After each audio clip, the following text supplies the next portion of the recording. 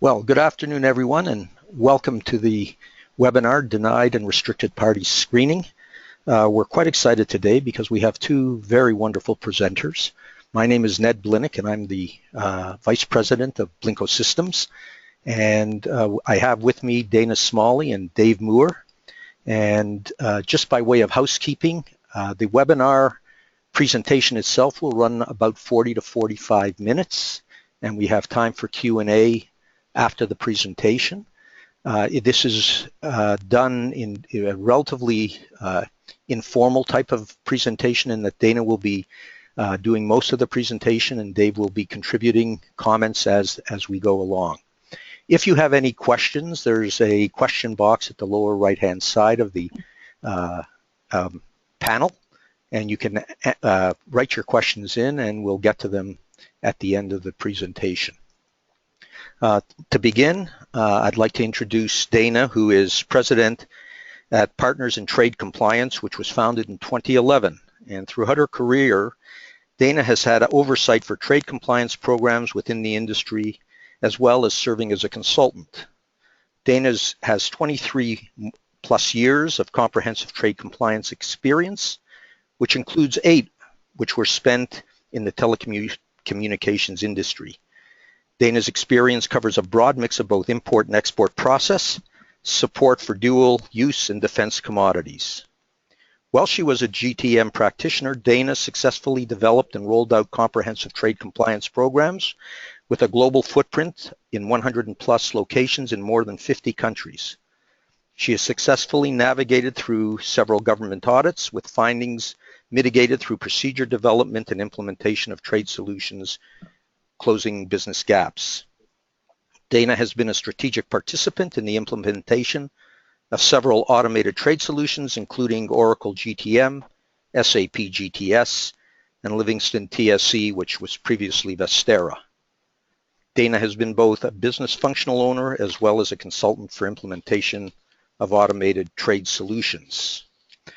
Dave Moore is the president and founder of Vigilant Global Trade Services, a global trade optimization, automation, enablement, and knowledge process outsourcing firm, which leverages global trade and technology expertise. As one of the first independent consultants to implement a fully integrated global trade technology solution in the United States, Dave has been at the forefront of leveraging global trade technology to create greater operational efficiencies and strategic advantages for his clients. For more than 8 years, Vigilant has helped their clients continually optimize their compliance program while becoming an extension of their global trade team. Formerly a partner at Entry Point Consulting, where he built one of the most successful SAP GTS programs in the country, as well as the first knowledge process outsourcing program serving SAP GTS clients. I'd like to welcome both Dana and Dave to this webinar as presenters, and Dana, I'll turn it over to you. Thank you so much, and everyone, thank you for taking the time to attend. We sincerely appreciate your attendance, and we hope that you find this meaningful and helpful for your business needs. As Ned noted, if you wouldn't mind, go ahead and jot down any questions you have. You can do it directly on the screen, and we will address those towards the end of the presentation. And if you find that you have questions after the fact, please feel free to reach out to us and we will be happy to address them. That said, we will go ahead and kick this off. Some of the things that we will cover, a brief review of the Safe Harbor Statement, knowledge is the key to success, Denied Party Screening 101, your obligation, reality and truth, help and guidance, and then closing for questions and answers. Safe Harbor Statement, I believe that everyone is probably fundamentally very familiar with this, so you can go ahead and just take a glimpse of it. And on a side note, I believe, Ned, I'm not sure if you mentioned or not, everyone will be able to have a copy of this presentation, so you will have all of this content as well. So knowledge is the key to success. Ignorance is not an option. So much so that the government actually formally made sure that they documented it in the regulations. So here we have 2 examples of U.S. regulations that very specifically identify some of your responsibilities, and ignorance is point blank not an option, meaning you cannot even self-blind. You can't hide your eyes and say, I don't see what's happening and I'm not a part of it. So as a participant in global trade compliance, in any business that you do, it's essentially your responsibility to know the law before you partake in any activities. It's kind of the bottom line. It's similar to if you're driving on the road. You can't say I didn't know the laws for driving. You got a driver's license before you were allowed to drive. So kind of think of it in that aspect. You have the obligation to understand what the laws are before you participate. Denied Party Screening 101. Governments around the world maintain lists of denied or restricted parties with whom they dictate it's prohibited to do business with. Throughout this presentation, we're going to highlight a few of the common challenges that are out there, and this is the very first one. There are over hundreds of lists out there and thousands of parties to check globally, and the lists do in fact can and do change daily. I will tell you that's probably one of the biggest challenges that everyone has, and as the evolution of trade compliance has actually taken place, one of the bigger things that the government is actually hunkering down on is looking at who people are doing business with to make sure that we are not doing business with parties that we shouldn't be doing business with or funding parties that are possibly hurting any country in a negative fashion. So that being said, as you can well imagine, this becomes quite a challenge depending on where you're doing business. So to keep up with such a thing, once upon a time, people pretty much handled this manually, but as evolution has taken place and the lists have grown and the number of countries participating in such things have grown, so has the change with how people have to actually manage this, and a lot of people are migrating over to automation. A common question is, who should be screened? A lot of people come to us and they go ahead and they ask that question, who should be screened? And the bottom line or the simple line is example is anybody you do business with. So some of the examples are governments, believe it or not, different governments that you're participating in business with, companies, banks, so financial institutions, whether they're letters of credit or even banks that you're using for purchasing goods from other companies, and or even who you're doing business with to pay your own employees. Freight forwarders, customers, suppliers and vendors, agents, service providers, employees, visitors, R&D partners, and consultants. This is not an all-encompassing list, but it is a pretty healthy list of taking a better perspective as to who actually you should be screening. So challenge number 2 that's documented here is this is potentially a pretty large list of master data to screen. And as you can imagine, not all of these parties actually exist in one solution. Some of them are in ERP solutions, some of them are in HR solutions. So that in itself is a bit of a complex challenge for companies out there as to how to go through and do the right screening with all the right parties. Do governments actually dictate to actually screen employees? And do companies actually screen their employees? So challenge number 3, employee screening has different legal implications beyond global trade, and they actually differ by country.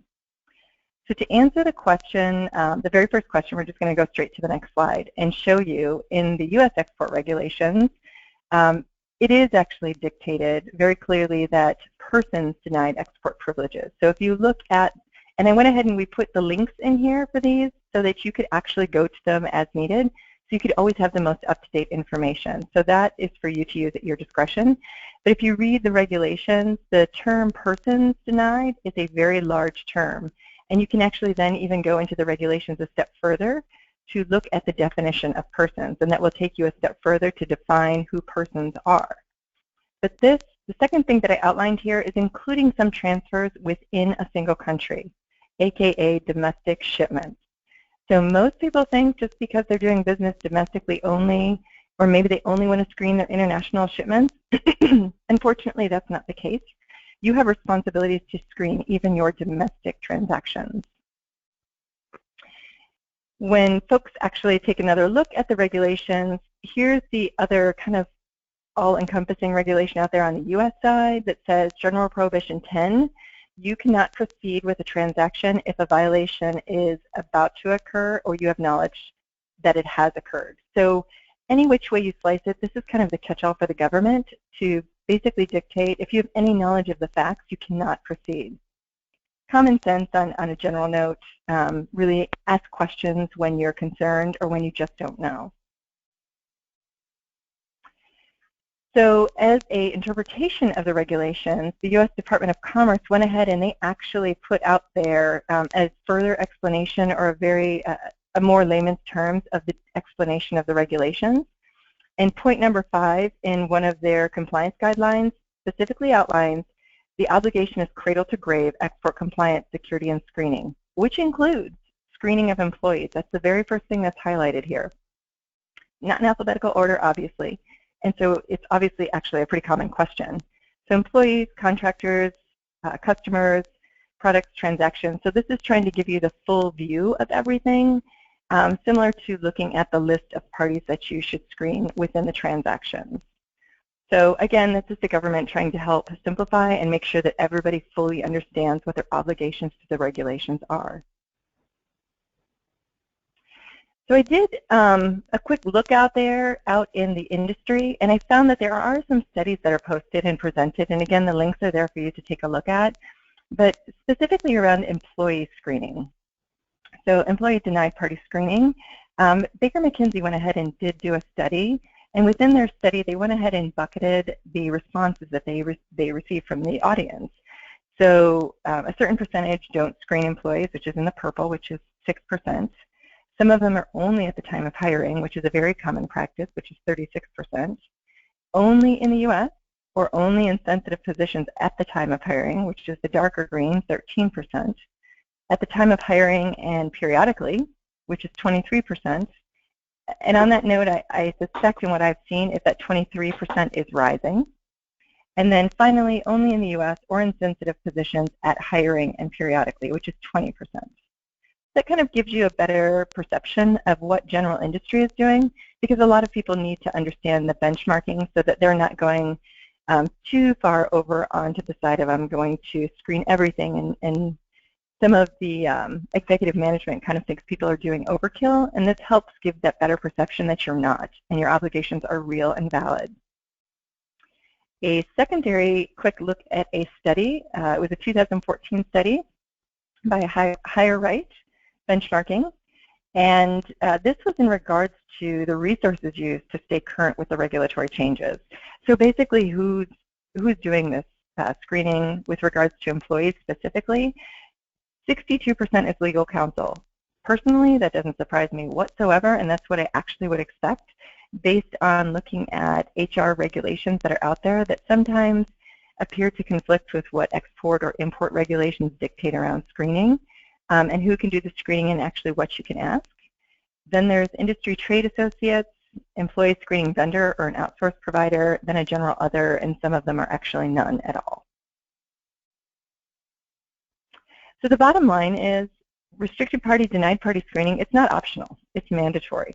Whether you're doing it manual or automated, it should be a part of your everyday business. And again, every government and every government department can and will impose their own fines based on the violations occurred. So the quick example of that I wanted to give was Osama bin Laden. Easy name to use, has long since passed. But if you look at different government lists that are out there, that name still exists on multiple lists.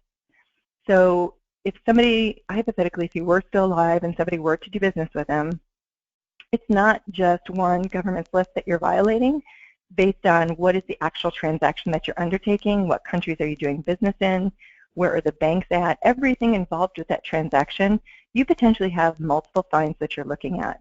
So that's what we're really trying to highlight here is it's not just a single instance or a single violation that you're at risk of, you're at risk of multiple violations. In here, when you get the copy of the PowerPoint itself, embedded in it is a Excel spreadsheet. And so what we did here is we went ahead and we did a research study on all the lists that are out there available that we could find. And then we went and found the legal references, and we even posted the links to those legal references. Because this is in presentation mode, unfortunately, it won't let me open it up for you. So we did a quick snippet so that you could actually see what's there. And we even added the country owner and the actual owner of the list based on departments within a specific country. So if you needed to to sort it based on where you're doing business, you could do that and identify what are your obligations based on different country requirements. So your obligations, taking it a step further. High level, steer clear of trouble, right? Yes, no, and maybe. If a party is a potential match on multiple lists, you have the risk and liability to review each of those listings, not just one, but each of them. And you must review each list to confirm the potential match is a true or a false hit. I'm going to read the red part first before I give you a personal example. But if a denied party is on multiple lists, again, you risk being under violation of each of those lists that you're doing business with. So here's a common example, or an example that I've actually seen on more than one occasion. And I want to emphasize, everybody has a starting point in their business. No one company is perfect out there, and everybody should just be striving to meet their obligations and continue to evolve as a trade compliance organization. That being said, some multiple customers that I've gone to who have done automation implementations for restricted party screening, they didn't necessarily have a very robust trade compliance group. That being said, some of them actually interpreted by putting in the automation solution, they were done and that was the end of their responsibility. It would screen it and it would give potential match. They didn't realize that they actually had to do something with that potential match, believe it or not. So when I went back to do a checkup on one of these companies, I asked, so I see in this business monitor that you've got going on looking at your deltas, your screening didn't actually go down, meaning you've cleared and released a bunch of these parties. It's actually done nothing but increase. Can I ask why? And they explained, yes, we actually went to the IT department and figured out how to release the transactions. We didn't understand why it was being held. We did the screening, let's move on. So I've since gone a step further to assume nothing. And I want to say that with anybody who actually does an implementation for any sort of automation, with that you should have complementing procedures, business procedures as to how to handle these things and what to do when you have a potential match. So don't ever assume that people understand just because they're doing the screening, it means you're hands-free driving, right? So screening triggers. Screen before you make a shipment. So these are some of the common triggers when people ask, when should I screen? In this one, it's specific to reflecting, taking your party master data that has just been created or updated and screening at the time of party master data, updates, creations, things of that nature. The next is screen before any financial transactions are made, and screen before visitors enter your facility when you have trade-controlled technology deemed export risk. Out of all honesty, you could actually take that a step further and knock off the second half of the statement and just point blank screen visitors, period, based on what your obligations are. We'll go into what you do when you have a hit on a list a little bit later in the presentation. Screening at the time of orders taken. So that's another big one. So this prevents you from delay at the back end and at the time of shipping. The whole name of the game, because when you screen, there's a high volume that you actually have to work. You want to be as proactive as possible versus reactive. Trade compliance all too often is perceived as a negative connotation to the industry or the business from a logistics perspective, meaning they're holding things up.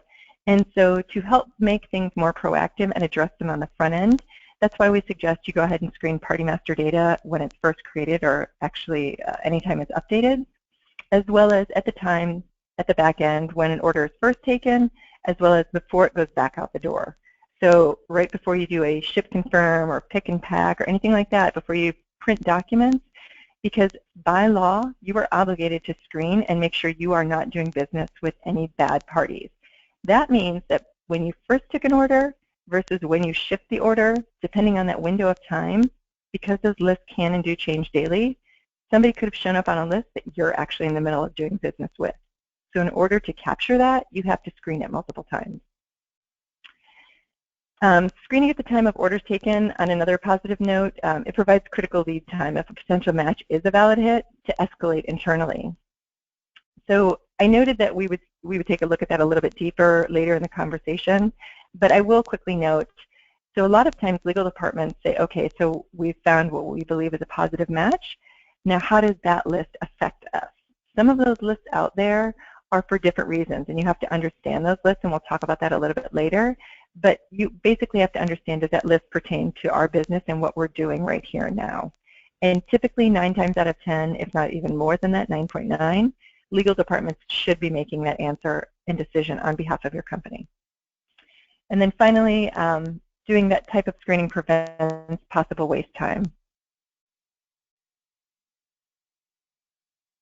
Sorry about that. Screening considerations, because you cannot do business with parties on the denied party list, and the lists do change ever so often, daily. The effort to screen can be, in fact, quite challenging. So some things that you need to look at when you're setting up something, if you're doing some type of automation or even reviewing your business as a whole, how quickly do you ship an order once the order is placed? Is it a 24 hours it goes out the door, or is it we've got a month lead time because we're building it, ordering it, whatever it might be? The next question is, how quickly do you make payments on things, meaning whether it's a letter of credit or whether it's payment terms with your vendors and suppliers? And then next, do you have the ability to screen at the front desk of your facility when necessary? So do you have the capabilities of actually screening people coming in the front door? I can tell you years ago, the Canadian government, for me personally, when I showed up at one of their, to have a meeting with the Canadian government, they actually screen, they ask for your driver's license and they screen your name before you can even enter that building. I was highly impressed because I'd say that was probably 15 years ago.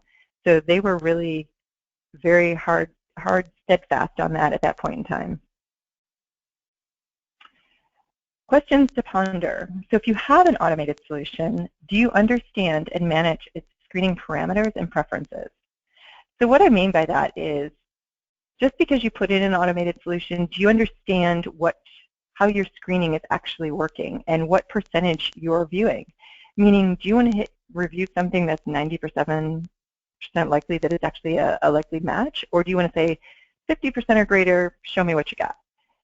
The 50% or greater, you're going to have a pretty high hit rate and a whole lot of work for reviews.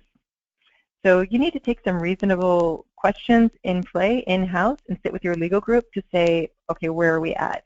What is our risk tolerance level? From a legal perspective, what do we think is a safe bet for us? What types of word matching algorithms are used? Do you use a DICE algorithm? Do you look at what Google does and do fuzzy searches? You have to understand all of that so that you're getting the best results that you can. Do you have an option to test the screening solution that you would choose to use prior to implementing it?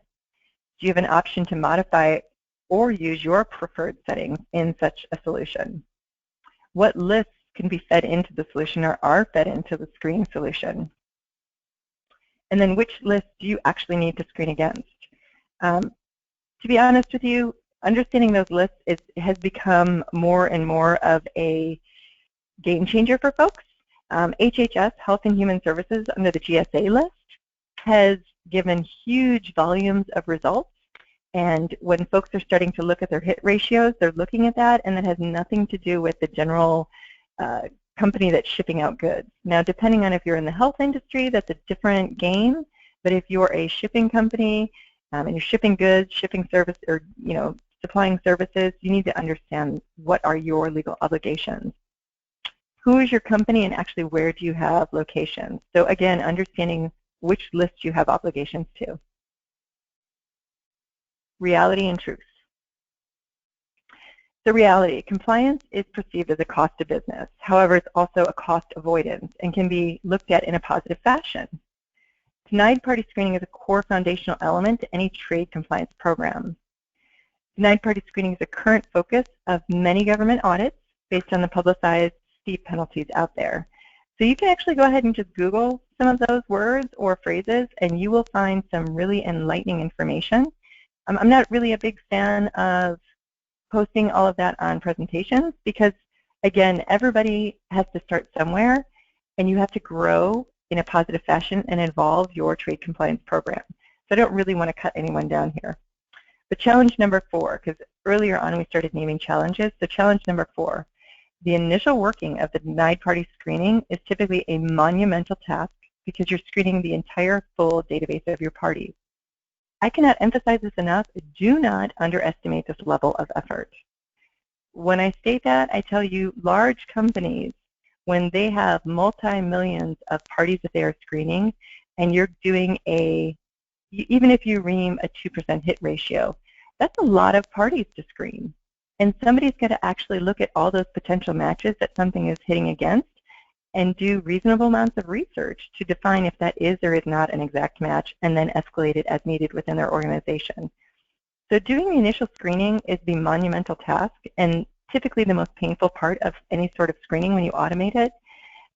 The evergreen process, or doing your fresh orders, new parties in your party master, that typically is taken in stride unless you have acquisitions where, again, you're having a peak volume out there where all of a sudden you see a huge flux in your results and you've got a lot of work to do.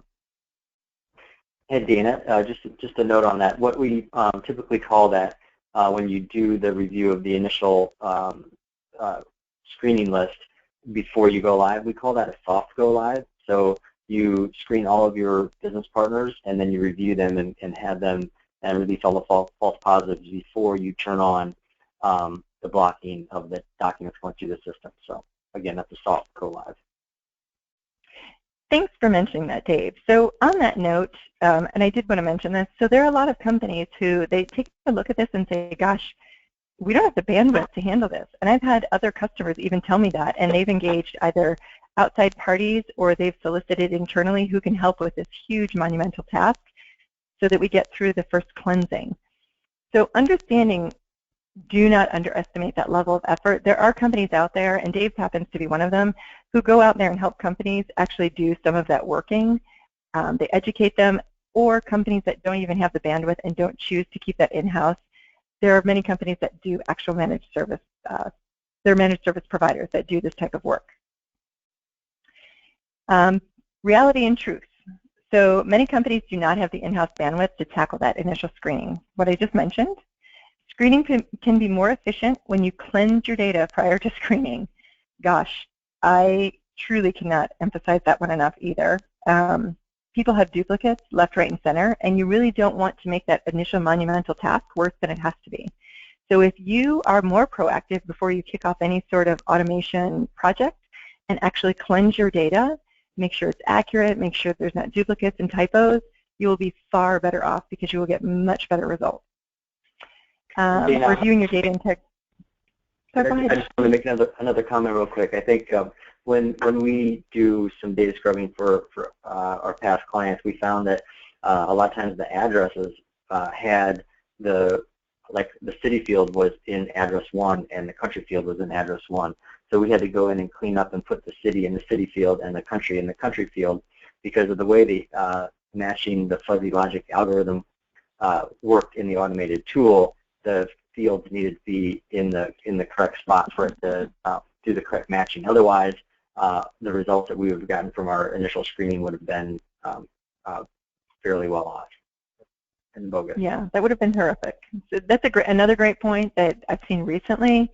That is definitely something that I haven't necessarily educated people on, but I'm glad because you have that experience, Dave. You're right. A lot of people, when they're doing their cleansing of their data, they're not necessarily looking at what fields their data is mapped to, but that's definitely a very important factor in making sure that your screening is giving you the best results possible. And then at this point, a form of automation is almost necessary to meet your compliance responsibilities because those numbers of lists are actually growing and what you have to screen against is just continuing to evolve and grow country by country. Out of all honesty, it's almost impossible to manually screen in any sort of timely fashion if you actually want to ship goods and make your customers happy. So a lot of people are going to automation for a lot of these reasons. I will tell you, and we'll see right here in the presentation in a little bit, the U.S. government alone has taken some steps to help out the user community to consolidate some of those lists. Truth. Just because you automate screening doesn't mean you're hands-free driving. We mentioned that earlier. You'll still have to work the potential matches for those which require review and deal with the escalations. And you should have a business process documented with regards to that so you have consistency in working those potential matches. Don't screen what you don't have or what is not accurate. Back to knowing your business and understanding your data. The good, the bad, and the ugly. When you start to look, you will learn a whole lot about your business. Not time for finger pointing. Everyone, and I mean every company I have ever worked at or worked with, everyone finds enlightening information that is unfortunate or something that they were not aware of. Take it in stride and just move forward. It's your time to draw a line in the sand and move forward because you're doing so in an evolution positive fashion. Understanding the confirmed hits, matches, and the control list the party is on. So every list has a different reason why that actually exists and why they're putting names on them. You'll have to consult with your legal group or your executive group, whoever's managing those business decisions for you, to identify what is your responsibility if you do have a positive match. And then understanding the trade regulations associated with that, it's your responsibility to make sure that you're making the right business decision. This is just a quick look about some of the lists and the acronyms that are out there and understanding why people have those lists. So HHS, one of them that a lot of folks are hitting against now, and unless you're in that area of the industry, you may not have responsibilities to this. So the HHS, Health and Human Services, this is by the department specifically in regards to participation of federal healthcare programs. Department of Commerce, DOC, the reasons you can be on there: theft, wire fraud, money laundering, misapplication of government funds. There's quite a few other reasons, but these are just some of the reasons, so you have some perspective as to why these things exist. Help and guidance. So something that all of us collectively as a group for this webinar decided we wanted to do is we wanted to help you ask the right questions, and so that's why there's some listing of questions. And we put it here as a form of a checklist so that you as a company can take something away and maybe even do like a mini risk assessment for yourself in-house. But, you know, from a quick standpoint, is your data clean? Do you have duplicates? Are they accurate? What data are you capturing? Your company name, location, address, billing address, actual ship to, contact names, all of those things. And where do you capture that information? Is it an ERP system? Is it in an HR system? Where is all that information, even an accounting system or a financial system? What does your legal department wish to screen? So just because you as practitioners choose to or believe that you want to follow a certain path, you have to make sure that you're on par with your legal and executive team, because somebody is making a very firm business decision on behalf of your company, and you want to make sure that the responsibilities line with the right parties. So, you know, with regards to logistics and business operations, customer and bill to parties, the vendors, logistics providers, financial institutions, even employees. I can tell you, even though you have responsibility to do employee screening, a different department may wish to screen them themselves and not have the trade compliance group involved, simply because of HR laws, which are very reasonable. It's just a matter of, is somebody doing that screening? And then finally, honestly, just being realistic, and are you in over your head? Making decisions on behalf of a company is a personal liability. So know when to ask for help and seek guidance, whether it's internal or external. So this was a great thing that I was pretty darn happy about. Finding the government guidance and their expectations of working potential matches can be challenging. And it was for me personally for many years, because the government has not always documented and posted these things publicly. Each government can offer their own way of meeting their legal and regulatory responsibilities, most of which are pretty manual efforts. Unfortunately, there's not a free publicly available screening solution for all global denied party lists. But like I said, the U.S. has in fact made it a location and a solution if you wish to search what they put and consolidate on there for the current list that they have on there. It started off with 8. I believe it's at 11, but it's something that they're evolving to look at and continually grow. So something I was pretty happy about was OFAC actually went ahead and posted procedures that they would suggest as to how to work a potential match. Me personally, this is a gold mine, because when a government, it's nice to know their expectations on how you should handle these things, because it's not always very clearly documented by country. These are just some snippets of the screenshots as to what you can click on within OFAC, and one of them is assessing the OFAC name matches. And the blue names or the blue words in bold are really what you can click on, and they ask you a question and you simply answer it. And it continues to take you to the next screen if needed, or it tells you you're done. This is specifically for the OFAC DPL list only. However, simply a healthy perspective and helpful for everyone to take a look at from their evaluation perspective and when you're writing business procedures. Again, this is just another screen that they show up there. Consistency is critical. So ensuring your staff is consistently following the same procedures to review those potential matches is essential. You have to be able to answer to how you released things. And if Johnny does it one way and Susie does it another, and one person's was an exact match and one responded in one fashion and the other in the opposite, you may be obligated to answer to that. So that's why, for your employees' sake and for your company's sake, making sure that procedures are documented is critical, so that everybody's held accountable, but everybody's also educated and knows when to ask questions or who to reach out to. While the global trade community may be small, we tend to help our own. Reach out and call a community member. ICPA has a member directory for this very purpose. Leveraging research tools. So I know ICPA has one. The U.S. government's got some. If you need help beyond the basics, it's a good time to consider consultants who are experts in the area. And when necessary, engaging legal assistance is typically a healthy path to take based on your internal company findings. I will tell you, sometimes when people are going to their internal legal counsel, they also find that their legal counsel is not prepped to answer trade compliance questions, which is perfectly fine. A lot of times they engage with outside counsel who specializes in that area.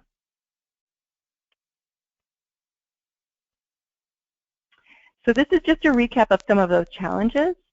There are over hundreds of lists with thousands of parties to check globally, and these lists can and do change daily. There's potentially a large list of party masters to actually screen against. Employee screening has a different legal implication beyond global trade, and it differs by country, very dramatically, I might add. And that initial working or cleansing of that first screening can be a monumental task, and don't underestimate it. Knowledge is the key to success. Be aware and be prepared. So with that, I open it up to questions, and Ned, I will put it back over to you for questions. Okay, and we do have a few questions, and Dana, thank you very much for the presentation, and Dave for your comments, and certainly both of you are invited to respond. Here's a question that that I'll just put out there. Shouldn't screening be initiated when you have sufficient information on the entity to screen? I'm not sure the context of that, but I'm assuming that they're talking about, as you gather information, should you rescreen the party? Dave, do you want to answer that, or do you want me to make a comment? Go for it. You can start. Okay. I will tell you that a standard rule of thumb that I tell folks is if you have enough information to create a party master in your ERP or whatever system you have, then you should have enough information to screen if you're doing any sort of automated screening. Mostly what you will find out there, company names, individual names, and countries are a good place to start as a bare bones minimum. And we typically use addresses as confirming if it's an actual positive match and doing deeper dives. Thanks, Dana. And I'll just add, for a lot of the automated tools out there, if you do update the master record, it will automatically get rescreened depending on what fields that you modify. So that could happen automatically for you in that situation. Okay, another question. What are the specific regulatory references in the EAR and ITAR that require screening? So in here, in this presentation, we actually did post those and put the link to them exactly for that purpose. I'm happy to grab the ITAR regulations afterwards, and if we collect, Ned, are we collecting all the questions and giving the responses Yes, we are. to everyone? Yes, we will. Perfect. So I will be happy to grab that and actually give the link with that one as well, specific to the ITAR reg. Okay. So let me just go to the next question. Does screening also apply to other companies such as academic institutions, labs, the U.S. government, specifically, are there any limits to who you should screen, or is anybody exempt from screening as an organization or a person? Dave, do you want to go? I'm not aware of any limitations. Usually, we take the approach of we screen everything that we can. I would concur with that. I echo that comment. I am a big fan of better safe than sorry and take the least risk-adverse path. So unfortunately, everyone and their brother can be on that list. And I'll actually give a quick example. From an employee perspective, years ago when I was at a company that is now bankrupt, so they no longer exist. So I'll share the story with you. We had the FBI show up and knocking on the door at the front desk and said, does so-and-so work here? We said yes. They said, we'd like to see him. They went to the back room, and all of the order managers and everybody's computers were seized. And in fact, that individual who was working for the company was dealing arms. We were not aware of that. I'm sure at the time of hiring, he was screened appropriately, but similar to a shipment, when you first screen versus when somebody is shipping or you have employees and doing regular screening, things can obviously change. Just because somebody didn't break the law yet doesn't mean they're not going to. So from that perspective, I am a fan of screen every bit of information that you've got with regards to parties. Okay, when it comes to a screening program, can you, I guess, describe what is fuzzy logic and how does it work?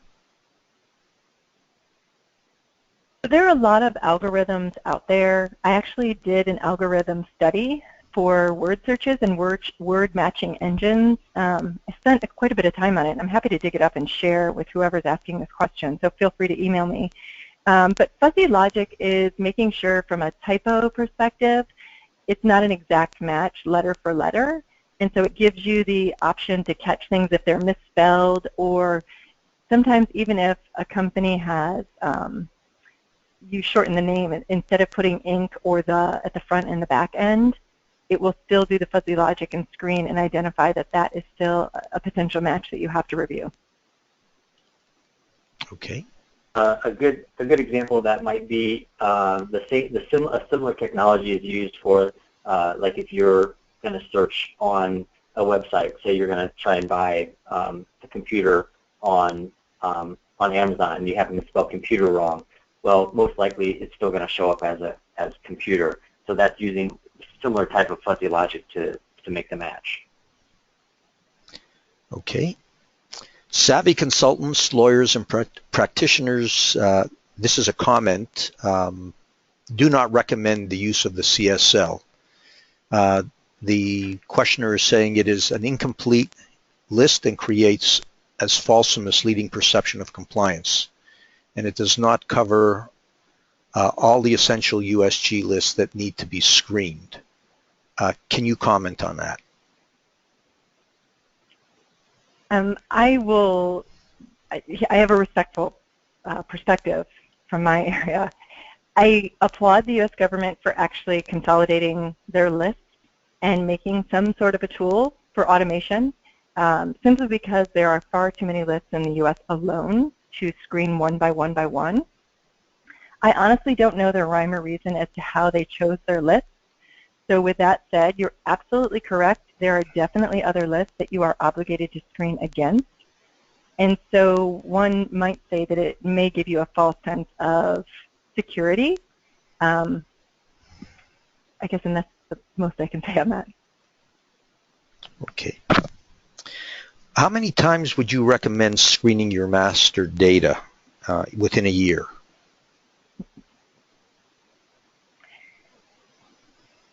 Dave, do you want to talk about what you've seen for master data? Sure. So I think there's kind of two camps, right? There's the camp where you have an automated tool that applies the Delta files, meaning that so you screen everything and then the governments add five more entities that that day. So those 5 entities will get screened against your entire master list. So if you're in that scenario, you technically really don't have to rescreen any of your master data on a regular basis because you're doing it as the government adds new entities to those lists. If you're not set up with that scenario and you're doing it manually in like a batch process where you're screening everything on a consistent basis, I've seen everything from a month to every quarter to every half a year to a year.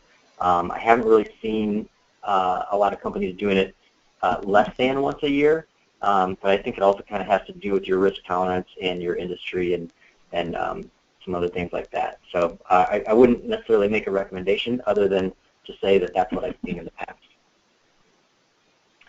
I will add on that. If you have any form of automation, typically automation is set up so that it will screen the government deltas as they change and are fed into your solution, as well as any changes to your master data.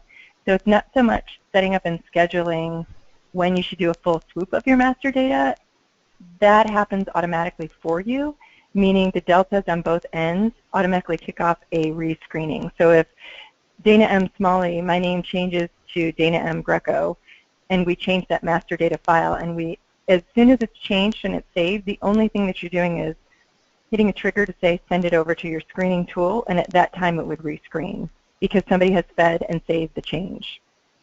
Likewise, if there was a change to a government list that said Dana M. Smalley, and I was added to a list somewhere, and it came into all the lists that you subscribed to and were fed into any sort of automated solution, or if you're manually screening, you would see that as it came in. So it should happen for you, or if you're doing it manually, screen at very bare bones minimum right before you ship something or pay something. Okay. What is the average hit percentage that you typically see, and does it vary according to the size of the organization, or is it pretty standard throughout? That's a great question, one that's asked fairly often. I don't know that there's a industry standard out there. I can tell you I've seen hit rates that are below 1% all the way up to about 10%, which is actually quite high from my experience. But it also has to do with your risk tolerance and how comfortable you are with the false positives that are being hit and the business partners that are not being hit from your fuzzy logic settings. And I think you also have to take into account how many business partners you have. So what's that percentage going to throw out as far as false positives that the company's going to have to review? So I think it's kind of a balance between your risk tolerance and how much time you have, or how much time it takes to actually do the review of the false positives. So it's kind of a balancing act between the two. Dana, do you have anything to add? I would say I see the same hit ratio, and the most that I've seen is typically tweaked at a 7% when it's an automation. Anything beyond that, it's such a high volume, and it's kind of back to, do you want to see something that's 50% likely a match, or anything that's 90% or greater a match?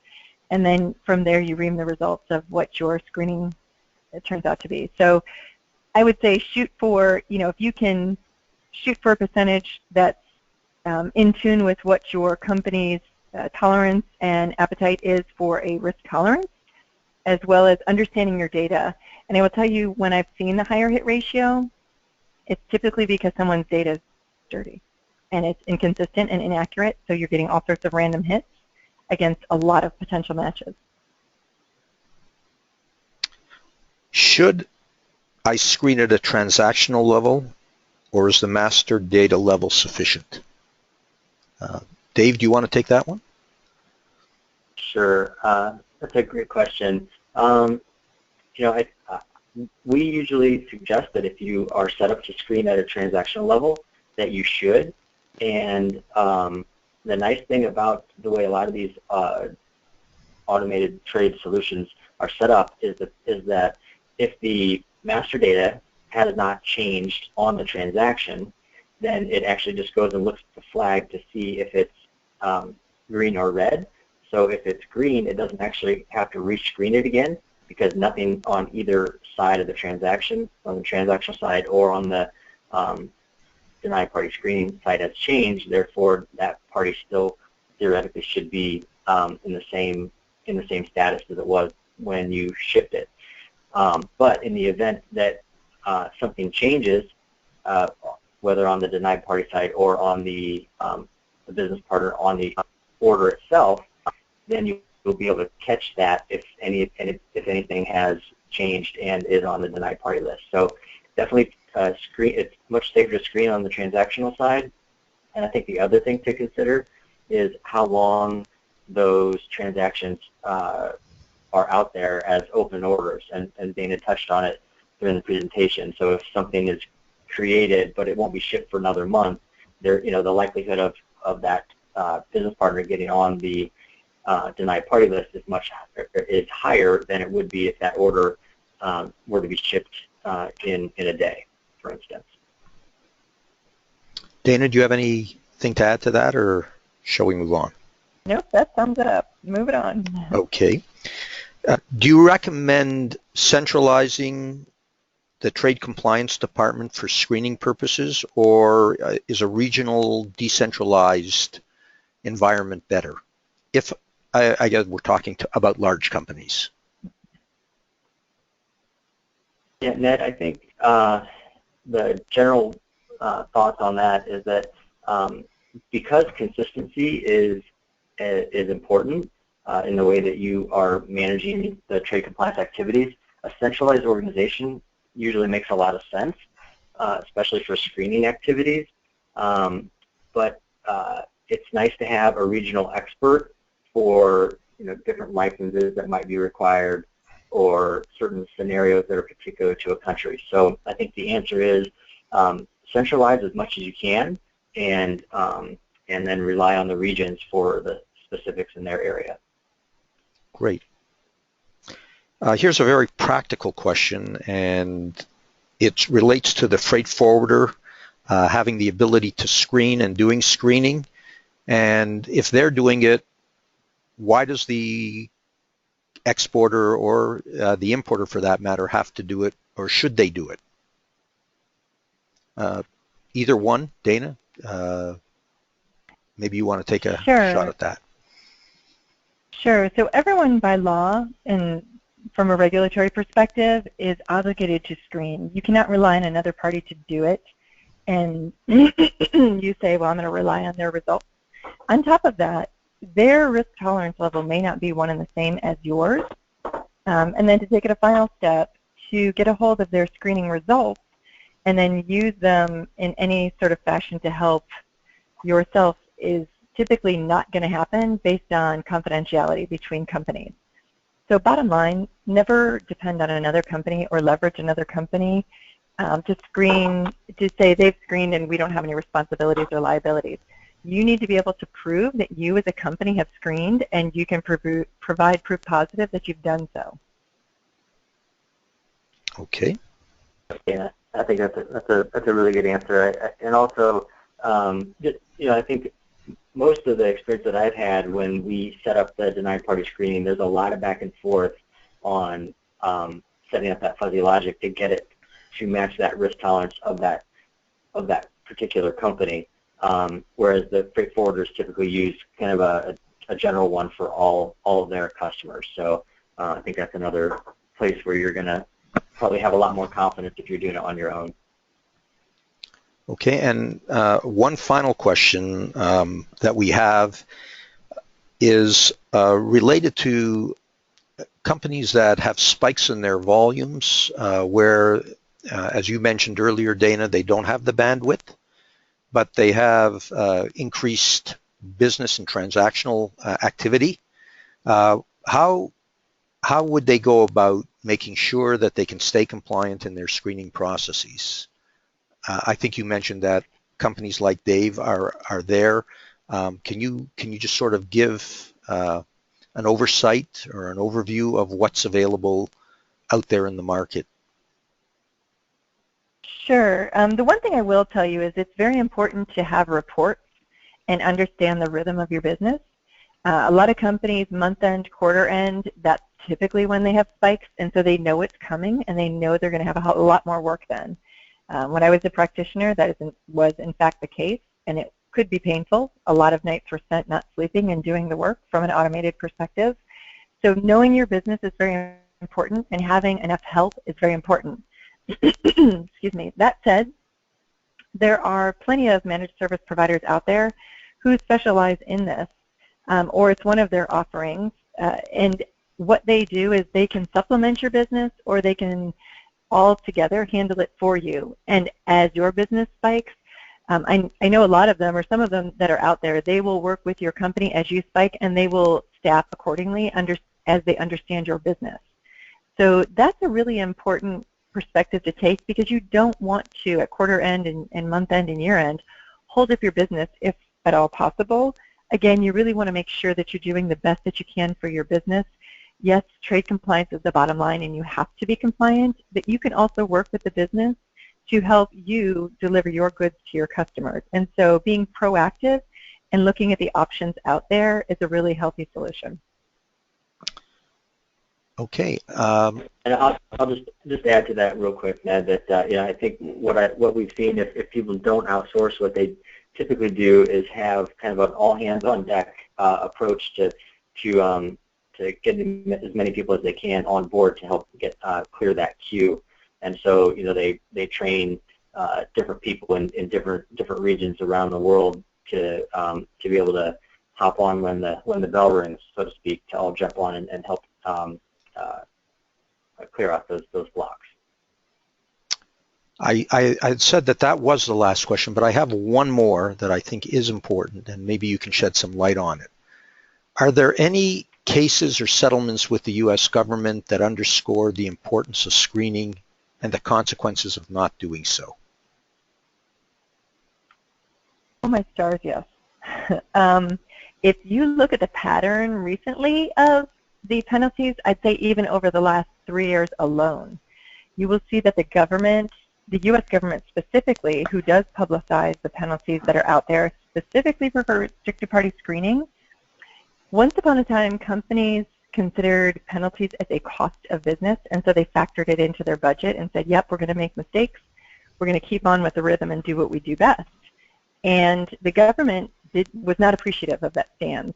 When 9/11 hit, a lot of things changed with regards to the government and how multiple governments were out there changing their laws and regulations so that their countries were better protected. Restricted party screening is a key part of that, to understand fundamentally who you're doing business with.